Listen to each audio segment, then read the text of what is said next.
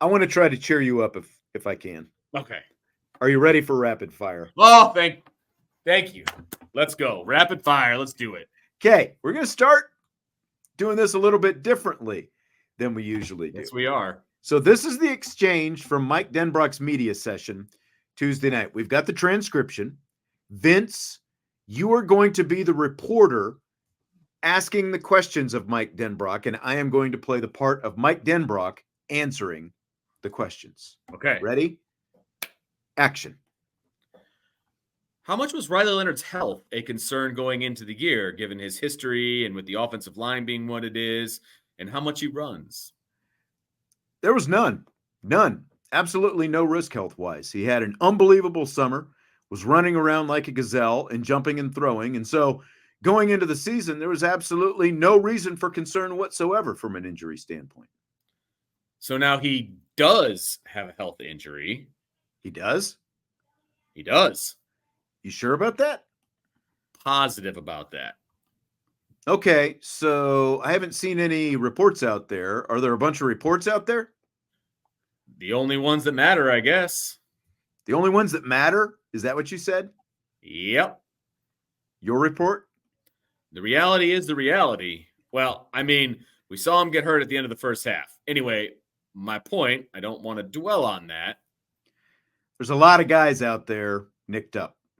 Yeah, I'm sure there are. But my point is that you talk about trying to do what's best for him and what gives him the best chance to succeed.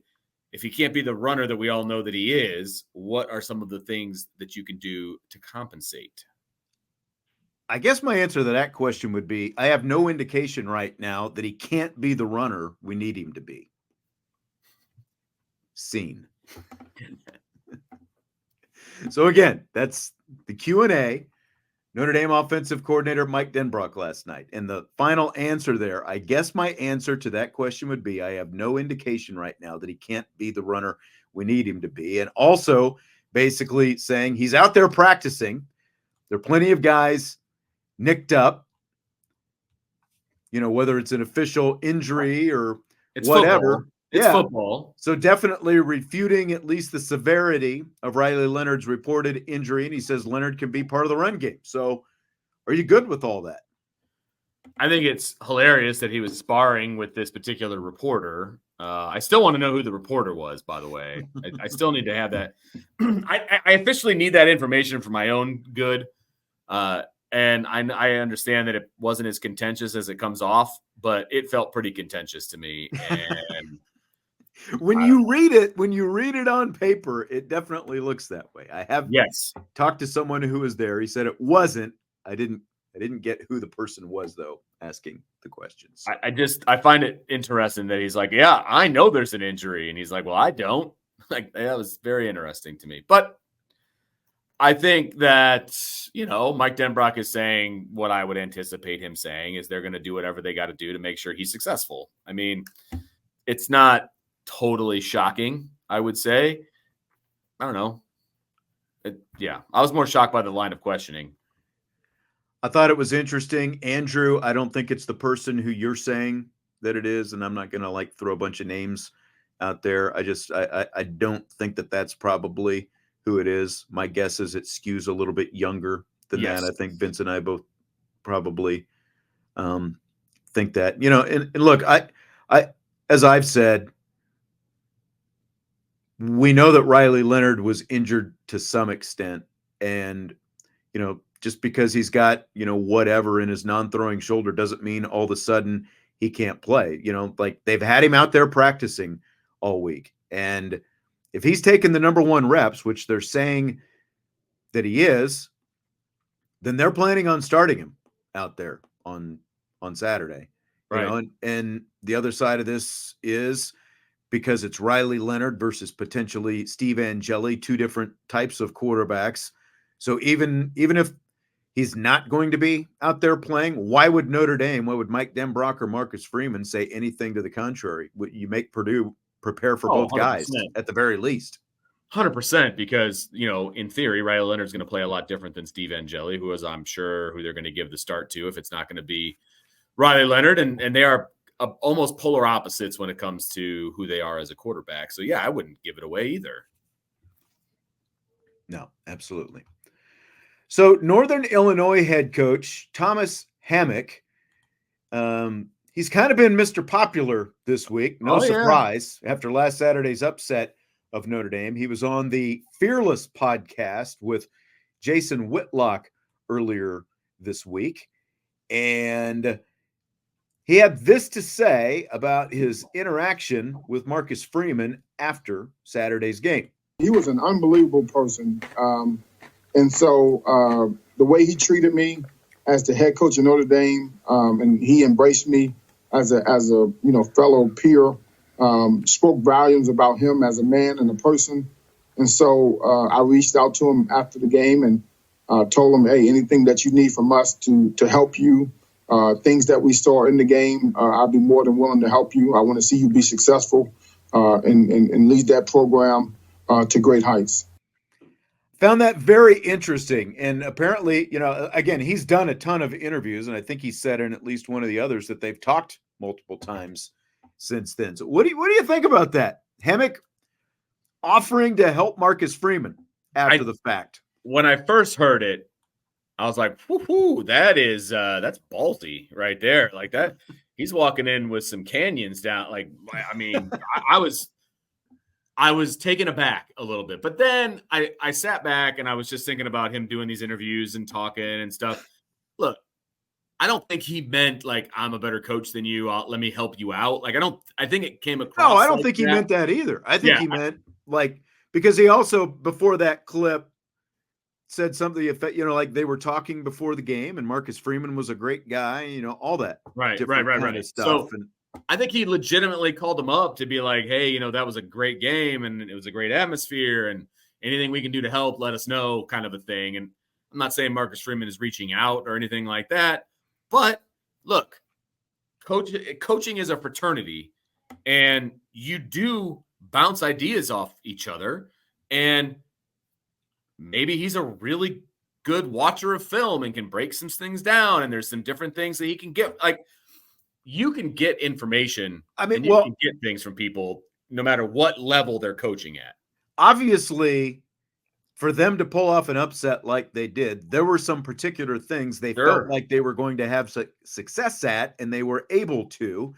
And Northern Illinois and Notre Dame are not going to play again. It's not like this was a home and home, and Notre Dame's going to to DeKalb next year. They're not going to play again. And so if you feel like you've got that kind of relationship and you don't mind sharing, because that happens all the time as well, like whether it's a pitcher who's got to tell, like whether it's going to be a fastball or a curveball, if there's someone, who sees it and you don't think that it's going to, adversely affect you somewhere down the line, maybe you tell the guy, hey, look, by the way, you're tipping your curveball when you're doing this, like you're digging in too far, you're moving your glove, whatever it happens, so if Hammock feels like the relationship that he had in that short amount of time with Marcus Freeman was good enough, and he doesn't mind sharing a couple, like, hey, we saw this is why we attacked you this way, this is why we felt we could do this in this way, you might be aware of that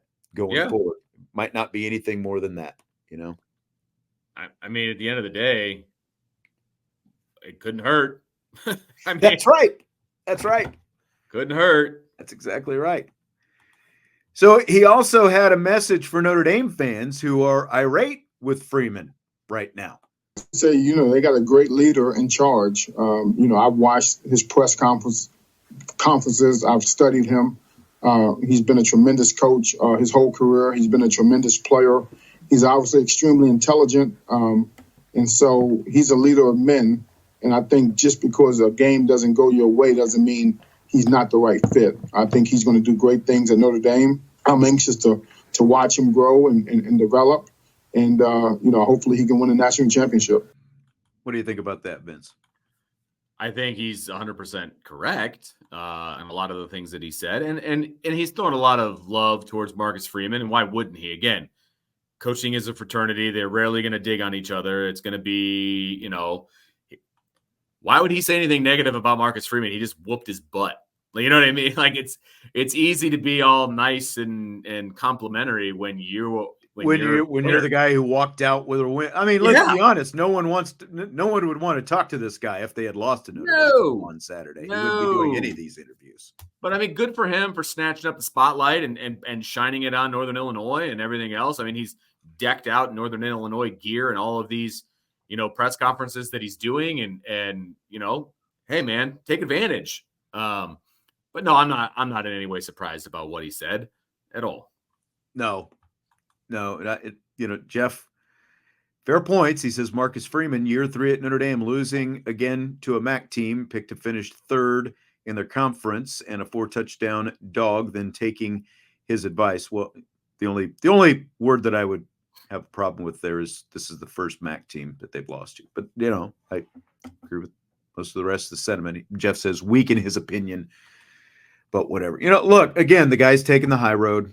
Obviously,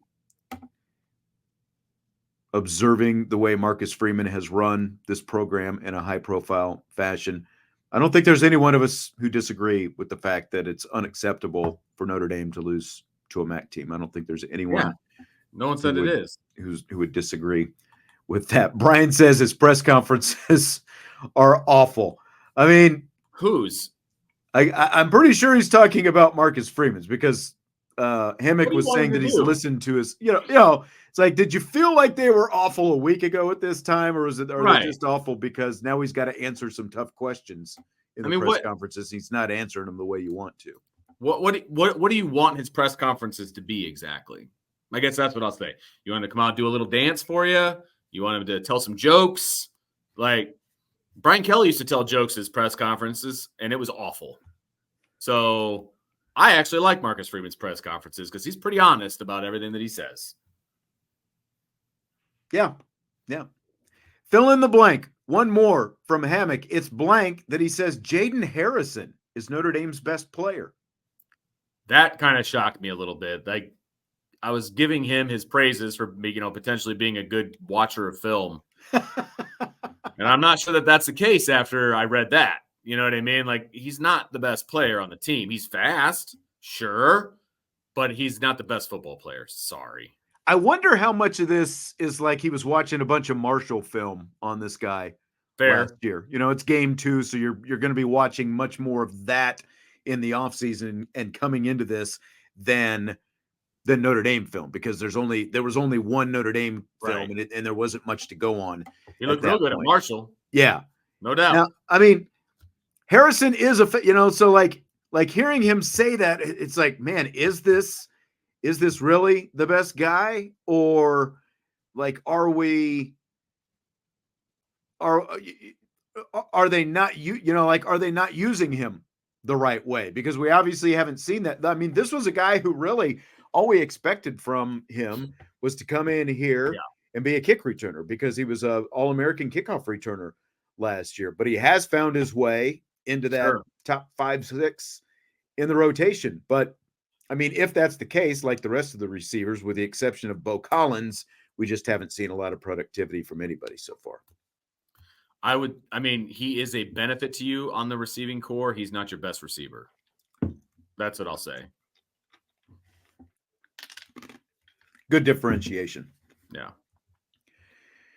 So teams are allowed to use iPads during games this season on the sidelines to look at plays, that just happened and that kind of stuff. Apparently they weren't working on Saturday, so neither team, Northern Illinois nor Notre Dame, was allowed to use them. So Al Golden, Irish defensive coordinator, was asked about adjusting from week 1 to week 2 with no iPads. This was his response, quote, "iPad had nothing to do with our execution and the explosive plays. There's so many things that we needed to do better, but at the end of the day, it comes down to a certain number of plays and the 2 explosives, 1 for a touchdown. We just needed 1 more stop because it's not going to be perfect. And I got news for everybody. It's not going to be perfect the rest of the way. You have to find ways to win. We just needed 1 more play, either a takeaway to set up the offense, or don't give up one of those explosives, and then you have a chance. The way the game unfolded, we had to hold them to 13 to win. We failed. We didn't do it. End of story. That's it. That's defensive football. Each game unfolds differently. That's the way the game unfolded. We didn't get it done. End quote. Al Golden. What do you think, Vince? I think he was listening to the show on Saturday night and agrees with me. That's what I think. That's exactly what I said, and I was getting lambasted for it. But he's absolutely right. He is 100% right. They had an opportunity to win that game. It was in their hands, and they didn't do it. It's not good enough. He's 100% right. I love the fact – I kind of wish Marcus Freeman would have said something along those lines when he came out in his press conference on Monday, but I love Al Golden for his frankness, man. He is 100% correct on all of that. Give me 100%. pragmatic, truthful Al, like any day of the week. Surly Al Golden, because you know that he was surly about this whole thing. And he's absolutely right. Like, that's what it comes down to with the defense. And we were talking about it on Monday as well. They needed to hold them to 13 to win. They didn't get it done. Now, again, not to put all, not pointing all the finger at the defense. The offense needed to play better, but for the game situation, with the game on the line, the defense needed to make a couple of more plays, and they weren't able to. I just think it's hilarious, because like ND Saylor is saying, the iPads were not the difference in the game, but having them sure would have helped. But, again, like Al Golden was asked about the iPads, and that's the answer that he gave. It's like, to hell with the iPads. The iPads had nothing to do with it. We just had to play better defense, and we didn't play better defense. Look, and I love him for it. Here's the reality about the iPad, Sean. Al Golden has been a coach for 30 years plus. He's been able to use iPads one game.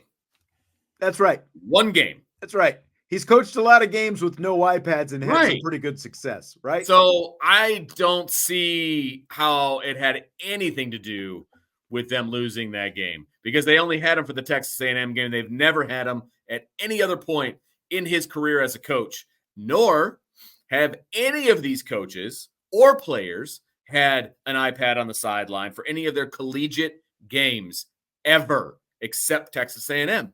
That's it. Now, the vast majority of these guys had iPads on the sideline when they were in high school, but not in college.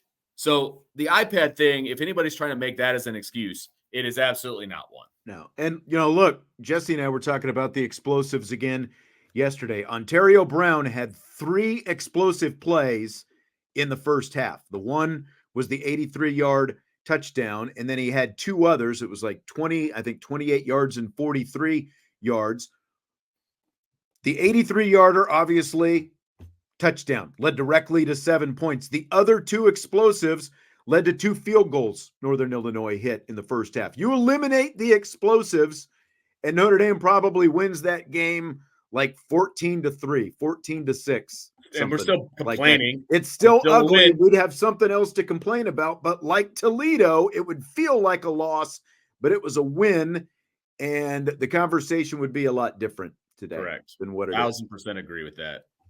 Yes. The great James Earl Jones died earlier this week. Vince, his sports movie credits include Bingo Long's Traveling All-Stars and Motor Kings, Field of Dreams, and Sandlot, 3 baseball movies. Which would you say was his best? His best was Field of Dreams.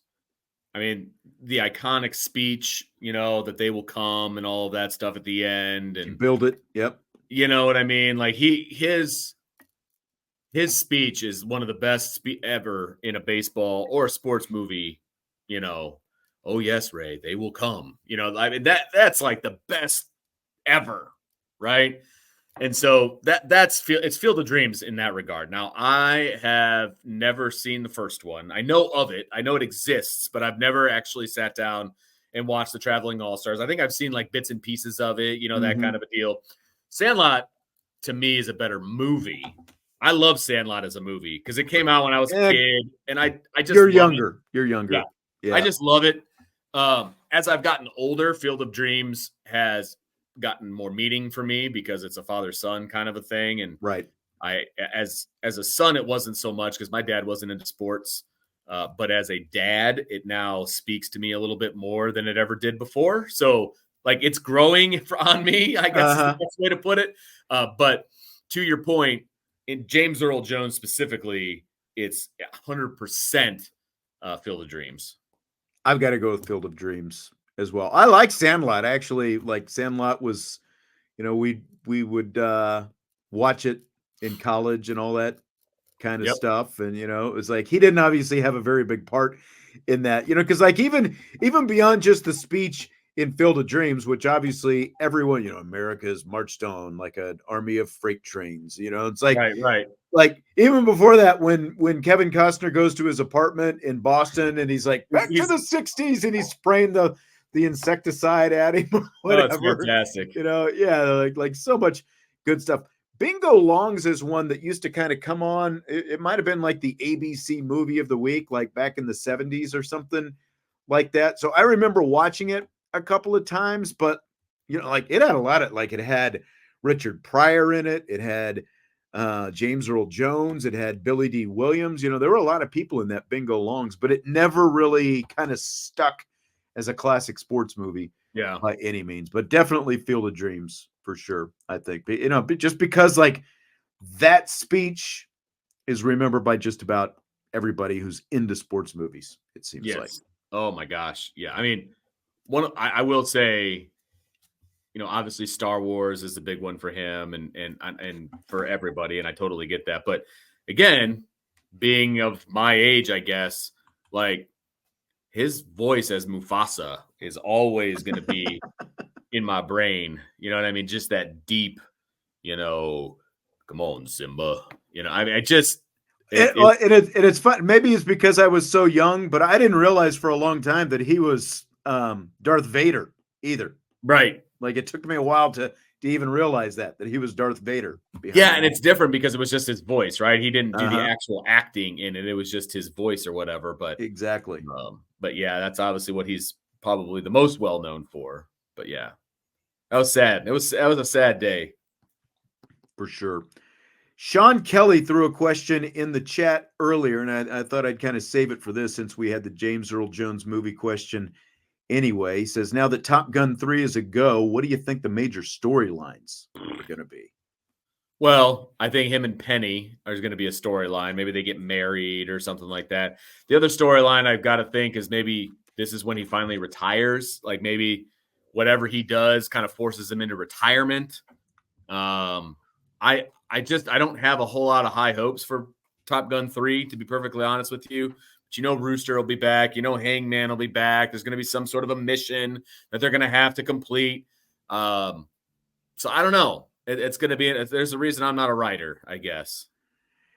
I know. I wish I knew. But there's obviously going to be some kind of tension again with Rooster and Hangman and all that kind of stuff. I will be curious to see how much Penny factors into this one. Like, is there some drama? They better bring her back. I'll be ticked off if they don't. Like, again, like you can only go back to the well so many times. Like, how do they find a way to get Tom Cruise in the cockpit once again? See, that's what it's ultimately going to come down to, right? See, that's the biggest issue that I have with this with number 3, right? There was enough time between 1 and 2 where, Iceman and Maverick were enemies. Then they became like best friends and inseparable. And Iceman was bailing them out over and over. So you've got them as friends. Well, now you have a new antagonistic relationship with the next generation. But by the end of the movie, they were friends. And so are you going to bring in new people to be antagonistic with? Are you going to bring back the old people? Are they going to be friends? Like, right. Like, is John Hamm going to be the antagonist again, kind of along with Hangman, because it's basically Ham just, made that face the whole movie. And I know, right? So I don't know. I just think that they're going to the well one too many times, as you said. I do too. But when you make $500 million, more than $500 million, that'll change some minds. And they'll make a bunch of money on this one too. I just don't think it's going to be as good. Yeah. DK, you just need to slap yourself in the face for this one, saying that it was a disappointment. Come on, DK, man.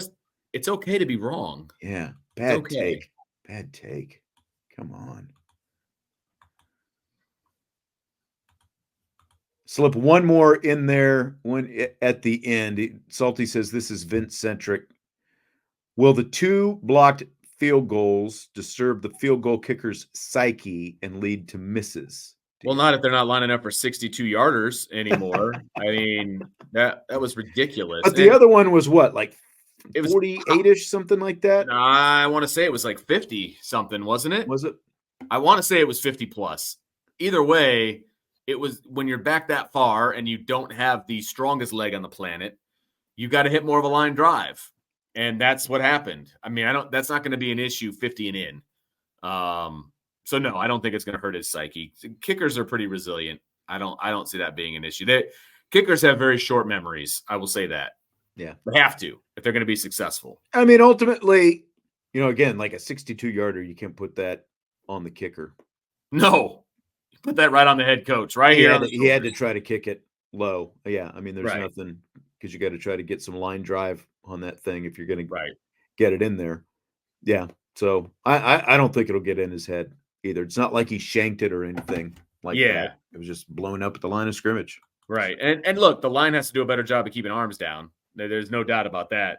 They did a very poor job of that, but no, it won't get in his psyche. Yeah.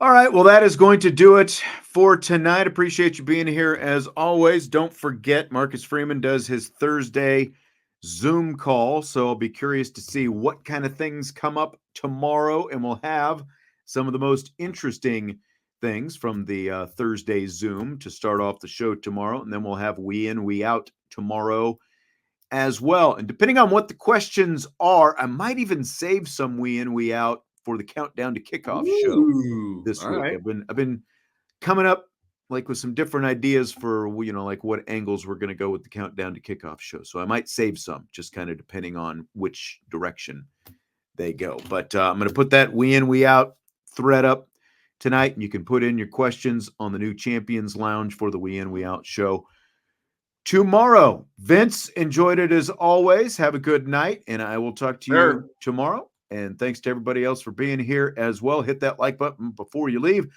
and we'll talk to you Thursday on IB Nation Sports Talk.